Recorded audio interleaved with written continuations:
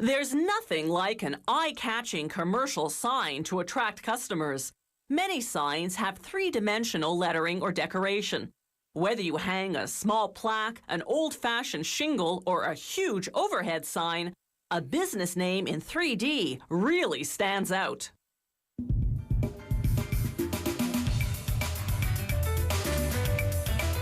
These signs are made of high-density polyurethane foam, a material that's waterproof and very durable. The sign starts out as a line drawing, which they render into 3 dimensions using specialized software. They send the file to a computer-controlled router that carves the design into a piece of foam.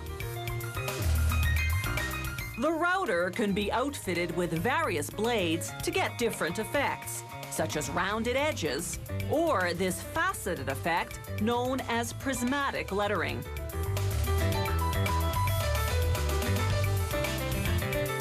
Once they've finished carving the design, they switch the router blade to an end mill, a cutting tool that slices straight down through the foam. Guided once again by the computer, the router gradually detaches the design's components.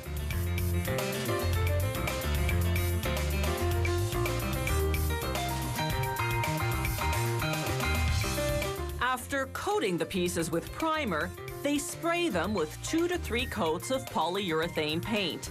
It dries to a durable, hard-as-plastic finish. This design calls for gold and black lettering. They'll use gold leaf instead of gold paint because it lasts longer and has finer color and luster.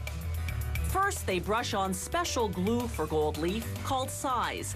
They wait 12 hours until it becomes tacky. Wet glue would merely absorb the gold, producing a dull finish. Gold leaf crumbles at the slightest touch, so it comes on a paper backing, making it easier to apply.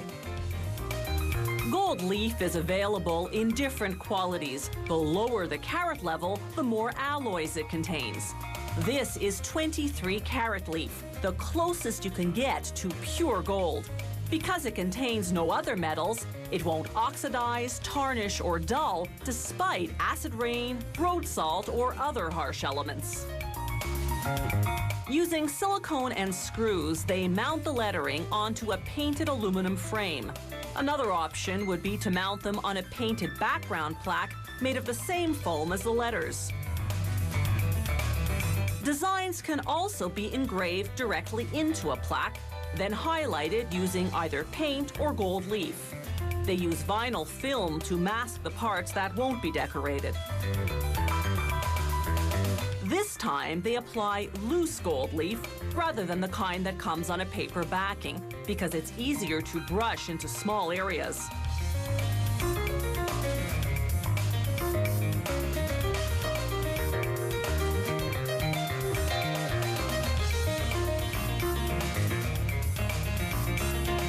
When the gold leafing is done, they carefully remove the film.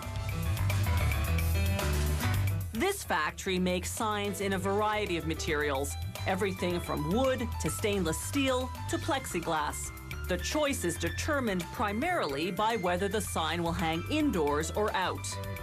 Besides lettering, signs often incorporate 3D objects made of resin or fiberglass. The factory casts these components in molds, then paints and mounts them. They'll create this sign in various thicknesses of aluminum. The same computer-guided router does the cutting, but now they have to continually douse its blade with coolant to prevent the friction-generated heat from melting the metal. They coat the components with metal primer before applying polyurethane paint. Assembly is simple. They screw aluminum studs to the back of all the pieces, then bolt them onto the background plaque. Thanks to the wonders of computer technology, design possibilities are virtually endless, a true sign of the times.